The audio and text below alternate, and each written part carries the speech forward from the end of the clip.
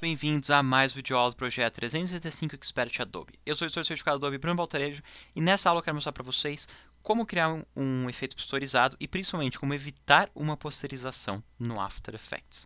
Bom, primeira coisa, como é que eu criaria um efeito de posterização? Isso é muito simples, eu vou criar aqui um novo Adjustment Layer e daí aqui em Efeitos eu vou escrever aqui Posterize. Eu quero até mostrar primeiro como cria um efeito de posterização para vocês saberem o que é uma posterização e como evitar. Bom, eu criei aqui um efeito posterizado. Basicamente é isso, a gente perceber a mudança de tons de cor da imagem, criando esse efeito estranho, feio que está acontecendo ali em volta. Basicamente, a posterização ele diminui o número de passos de cor que a imagem tem. Quanto mais posterizado, menos você percebe esses passos de cor. E quando isso acontece no dia a dia?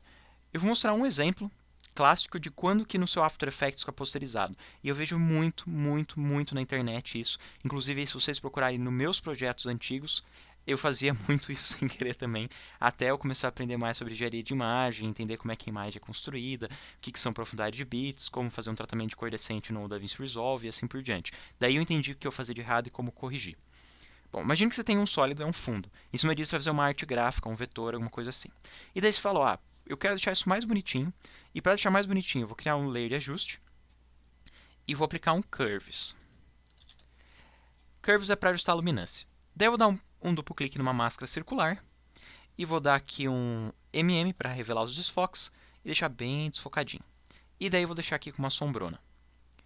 No caso, eu quero aqui como subtrair. E pronto, fiz uma arte agora com uma vinheta. Vai ficar um degradê bem mais bonito, bem mais suave, bem mais show.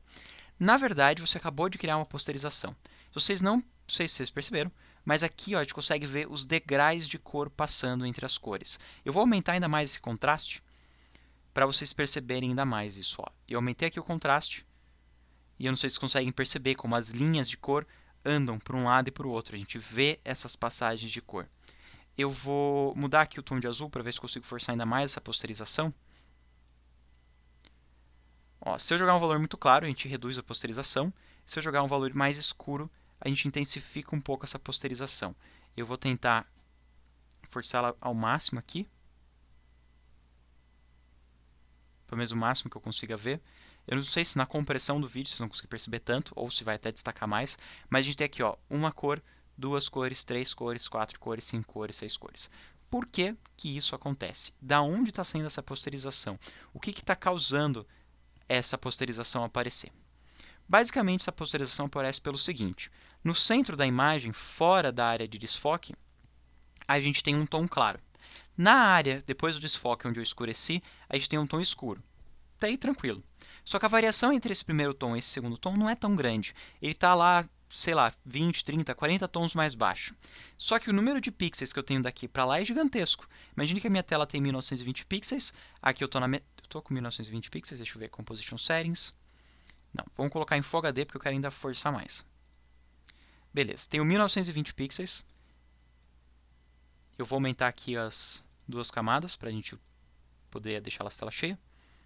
Eu tenho 1920 pixels e entre a beirada e o centro a gente tem 980. Desses 980 ele tem que reproduzir, sei lá, 40 tonalidades. Então o que vai acontecer? Eu tenho 1920 dividido por 2, metade da tela. Esses 960 pixels eu tenho que dividir por 30 tons. Vai sobrar 32 pixels. Quer dizer que entre um tom e o outro eu tenho 32 pixels. Como são 32 pixels, não é 1, não é 2, é 32, você percebe que você tem 32 pixels no mesmo tom, aí mais 32 pixels no próximo, daí 32 pixels no próximo. Quanto melhor o seu monitor, mais você vai perceber essa posterização. Como que eu poderia evitar ela? Primeira coisa, trabalhando com tons mais distantes para aumentar o número de tons. Se eu escurecer aqui bem mais e deixar aqui bem mais claro, Ctrl Shift Y, eu vou aumentando cada vez mais o número de tons e assim aumentando o número de degraus, até ter o mínimo de degraus visíveis possível. Agora eu tenho algo super suave. Ficou uma paleta de cor terrível, mas a transição ficou super suave. Isso é uma das opções. Outra opção que tem, deixar flat. Não precisa pôr esse curves ali para fazer a vinheta. Você pode simplesmente ali deixar flat, que vai ficar tão bonito quanto. Inclusive, flat design é algo muito recorrente e muito bonito.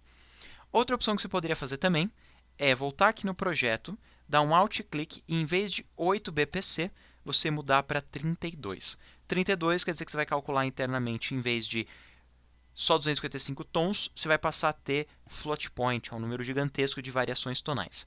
Pode ser que te ajude ou pode ser que não. Eu consigo ver aqui que no meu ainda não foi o suficiente. Eu ainda consigo sentir essa transição de cor entre os pixels. Tá?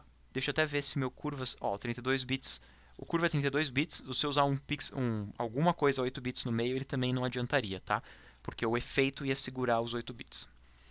Bom, então eu mostrei para vocês o que é uma posterização, como você cria elas, por que elas acontecem e algumas estratégias para tentar evitar elas no seu dia a dia. Espero que tenham gostado. Se vocês quiserem dominar After Effects, conhecer todas as funções que existem dentro dele, acessem o portal da TreinaWeb que eu tenho diversos cursos bem legais lá. Encontro vocês lá e até mais!